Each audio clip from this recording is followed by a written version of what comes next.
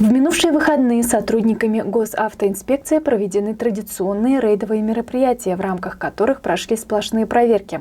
Массовые проверки направлены на укрепление дисциплины на дорогах. Они необходимы для того, чтобы предотвратить грубые нарушения правил дорожного движения. Еженедельно в рабочие дни, утреннее время сотрудники госавтоинспекции проводят массовые проверки водителей.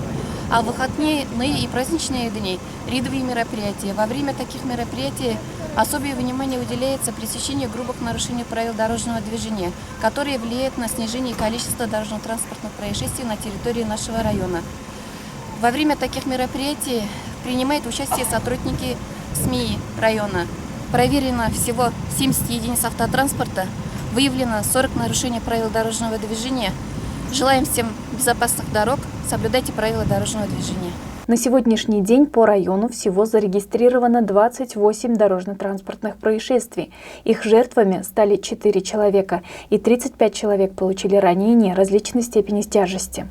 Сотрудниками госавтоинспекции выявлено более 7 тысяч нарушений, в том числе 131 случай управления транспортным средством в нетрезвом состоянии. Как сообщает отдел ГИБДД, рейды по выявлению нарушений правил дорожного движения будут продолжаться. Более того, в связи с приближающимися праздниками их станут проводить еще чаще. Настоятельно рекомендуем всем быть предельно внимательными на дорогах, соблюдать правила перевозки детей, ни в коем случае не садиться за руль пьяным. Помните, легче не допускать нарушений, чем пытаться увильнуть от ГИБДД. Алина Хадимуллина, Ренат Хадимуллин, телерадиокомпания «Илиш».